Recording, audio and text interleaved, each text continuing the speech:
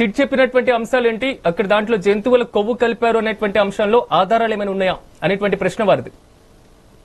ఉన్నాయి.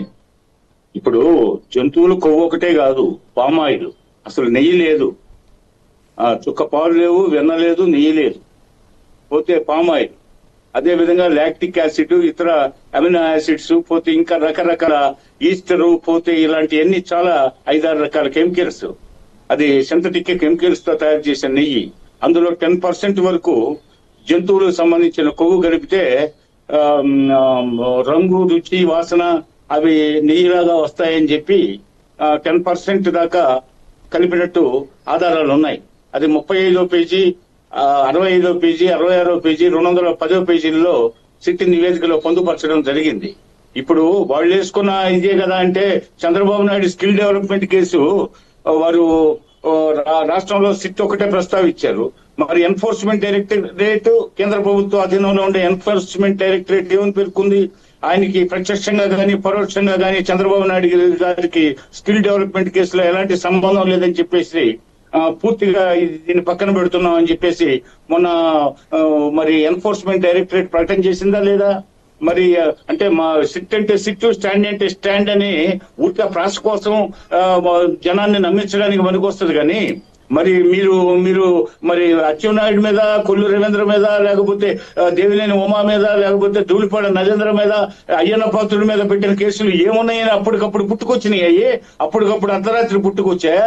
ఏదన్నా ఆరోపణలు ఉండాలా, పోతే నీళ్ళు వార్తలు రావాలా, మీడియాలో వస్తుండాలా, ప్రజల్లో గుసగుసలు ఉండాలా, ఏటికైనా అలాంటి ఏమీ లేకుండా వాళ్ళందరినీ అర్ధరాత్రులు తీసుకుపోయి పోతే కట్టడి చేసి వాళ్ళందరినీ నిర్బంధించి ఊరూరు తిప్పి తర్వాత వాళ్ళందరినీ స్థాయి డిగ్రీలు ఉపయోగించేసి నానా బీభత్సం చేసి పేషెంట్లు అయినటువంటి అచ్చెన్నాయుడు లాంటి వాళ్ళని, అయ్యన్న పాత్రుడు లాంటి వాళ్ళని వీళ్ళందరినీ నానా బీభత్సం చేశారు.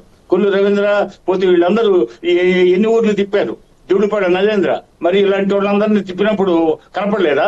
అదేవిధంగా చంద్రబాబు నాయుడు గారి మీద అసలు ఎలాంటి ఏ పత్రికలో, ఏ సోషల్ మీడియాలో, ఈ దేంట్లో ఏ రకమైనటువంటి ప్రచారం లేనప్పుడు ఏ గుంజమని పోయేసి బస్సులో ఉన్న ఆయన్ని అరెస్ట్ చేసి నానా బీభత్సం చేశారే. మరి ఇప్పుడు మేము అలాంటివి చేయబట్టి, అదేవిధంగా అవినీతి పాల్పడబట్టి, అదేవిధంగా తిరుపతి కోట్లాది భక్తుల మనోభావాలు దెబ్బతీశారు కాబట్టి, అదేవిధంగా సాక్షాత్తు భువనేశ్వరి, లోకేష్ మీద నిండు సభలో జుగుప్సాకరమైన మాటలతో ప్రజల్లో అశాంతి రగిలిచ్చారు కాబట్టి ఇవన్నీ చూసి, అదేవిధంగా వాళ్ళ పార్టీకి చెందిన ఎంపీ రఘురామకృష్ణరాజుని థర్డ్ డిగ్రీ మెథడ్స్ ఉపయోగించి నానా బీభత్సం చేసి తప్పుడు రిపోర్ట్లు ఇప్పించి వీటన్నిటిని చూసిన రాష్ట్ర ప్రజానీకం, నవ్యాంధ్ర ప్రజలు తిరుగుబాటు చేసి ఈ అరాచక పాలన మాకొద్దు, ప్రతిపక్ష స్థానం కూడా ఇవ్వకూడదని చెప్పేసి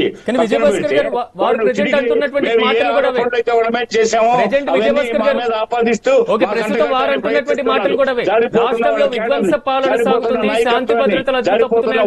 రక్షించుకోవడానికి వాళ్ళ ప్రయత్నం పోతే ఈ సిట్ నివేదికలో స్పష్టంగా ఇచ్చారు. పోతే అసలే ప్రజలు, భక్తులు విశ్వాసాలను దెబ్బతీశారు కాబట్టి సిట్ నివేదిక వచ్చిన తర్వాత దాన్ని కూడా మళ్ళీ వక్రీకరిస్తున్నారు. ఇదంతా మాకు అనుకూలంగా వచ్చిందని చెప్పుకుంటుంటే ప్రజలు ఆగ్రహోద్రాగాలు బయలుదేరి ప్రజలు ఆగ్రహించి ప్రజలంతా అంబటి రాంబాబు వాళ్ళంతా కట్టినటువంటి, ప్రజలు కట్టించుకున్నటువంటి ఫ్లెక్సీల్ని కింద పడేసి తొక్కి మంటల్లో కాల్చేసి కాలుతో తన్నుతుంటే సహించలేక ప్రజలు గుమ్ముగూడి నిలదీయడానికి పోతే అక్కడ శాసనసభ్యురాలు కూడా వచ్చేసి ఏంటి ఏం జరుగుతుందని చెప్పి పర్యవేక్షించడానికి రావడం జరిగింది. అదే విధంగా ఆయనేమో శనివారం రోజు జైలు నుంచి వచ్చిన తర్వాత జోగి రమేష్ ఇష్టారాజ్యంగా తొడగొట్టి మీసాలు దువ్వుతూ లోకేష్ బాబు రా దమ్ముంటే, చంద్రబాబు నాయుడు రా దమ్ముంటే మళ్ళీ దాడి చేస్తాను, వారం రోజుల్లో వచ్చి క్షమాపణ చేయాలా, అక్కడ ప్రమాణం చేయండి, ఇక్కడ ప్రమాణం చేయండి. అసలు నాస్తికులను టీటీడీ దేవస్థానం చైర్మన్ గా నియమించి, అదేవిధంగా అన్య మతస్థుల్ని టీటీడీ చైర్మన్ గా నియమిస్తూ 7 కొండలు ఎందుకన్నా వాళ్ళ వైఎస్ రాజశేఖర రెడ్డి గారు వేసిన బీజాలను కంటిన్యూ చేస్తూ తిరుపతిని అప్రతిష్ట పాలు చేస్తూ ఒక పథకం ప్రకారం నిర్వీర్యపరుస్తూ ఉంటే, అదే విధంగా తిరుపతి లడ్డు విషయంలో పాసి పట్టిపోయింది, బూజు పట్టిపోయింది, దుర్వాసన వస్తుందని కోట్లాది మంది భక్తులు విశ్వసించిన నేపథ్యంలో వాళ్ళు ఎంతో భయాందోళనలో ఉన్న సమయంలో సిట్టి నివేదిక వాళ్ళకు ఊరటనిస్తే దాన్ని కూడా వక్రీకరించి తమకు అనుకూలంగా చెప్పుకుంటుంటే సైన్స్ లేని ప్రజలు గుమిగూడి వెళ్ళడానికి పోతే అక్కడ శాసనసభ్యురాలు వస్తే అది తెలుగుదేశం గోండాలంట. ఏంటిది? అదేవిధంగా జోగి రమేష్ తొడగొడతాడు. అసలు అన్పార్లమెంటరీ లాంగ్వేజ్ కి ఆజ్ఞుడెవరు? పోతే ఉరి తీయండి చంద్రబాబుని, చెట్టు కట్టేసి కొట్టండి, తుపాకీతో కాల్చండి అన్నది ఎవరు? జగన్మోహన్ రెడ్డి కాదా? లేకపోతే అంతకు ముందు వాళ్ళ పార్టీలో నంబర్ 2 గా ఉన్న విజయసాయి రెడ్డి కాదా? లేకపోతే వాళ్ళ మనుషులు ఎంతమంది? ఒక 200-300 మంది వాళ్ళ first grade second grade leaders మాట్లాడితే నిరంతరం మైండ్ గా మాట్లాడడం. పోతే అన్పార్లమెంటరీ లాంగ్వేజ్ 11 మందిని శాసనసభ్యులు ఎన్నుకుంటే వాళ్ళ జీతభత్యాలు తీసుకుంటా అసెంబ్లీకి రారు, అసెంబ్లీలో మాట్లాడరు, సోషల్ మీడియాలో మాట్లాడతారు, ప్రెస్ మీట్లు పెట్టి మాట్లాడతారు. మరి దానికేం సమాధానం చెప్తారు వాళ్ళు? మరి ఇదే కాకుండా స్పష్టమైన రిపోర్ట్ ఇస్తే దాన్ని కూడా తప్పులు తడకగా వాళ్ళు భావిస్తే ఎలా? వాళ్ళకి అనుకూలంగా వచ్చిందని చెప్పుకుంటే ఎట్లా? పోతే సిట్ అయితే మీరు అడిగారు చూడండి, మరి ఇట్లయితే మరి మీరు అలా చెప్పుకుంటున్నారే మాకు అనుకూలంగా ఉందని నివేదికని మీరు ప్రశ్నించిన దాంట్లో అర్థం ఉంది. మరి ఇప్పుడు ఎన్ఫోర్స్మెంట్ డైరెక్టరేట్ నేను చంద్రబాబు నాయుడు కేసు కొట్టేసింది. అదే విధంగా ఇప్పుడు వాళ్ళు పెట్టేయనే తప్పుడు కేసులు, అక్రమ కేసులు పెడుతున్నారు. పోతే చట్ట వ్యతిరేక కార్యక్రమాలు పాల్పడుతున్నారు, దౌర్జన్యాలు దాడులకు పాల్పడుతున్నారు. ఇవన్నీ చూసే కదా రాష్ట్ర ప్రజానీకం పక్కన పెట్టింది. వాళ్ళని మేము కక్ష తెచ్చుకున్న పని అయితే జూన్ 12, 2024లో అధికారంలో రాగానే ఇవన్నీ చేయకపోయామా? దాడులు దౌర్జన్యాలు చేయకపోయామా? అలాంటి ఉద్దేశం లేదు.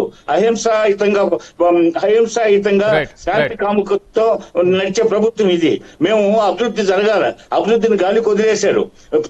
నవ్యాంధ్ర ప్రజల చిరకాల స్వప్నమైనటువంటి పోలవరం ప్రాజెక్టును అటకెక్కిచ్చారు, రాజధాని లేకుండా చేశారు. అదేవిధంగా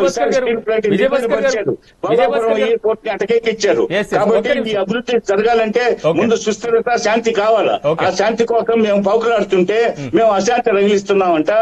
రావణ కాష్టం చేసి ఈ రాష్ట్రంలో శాంతి భద్రతలు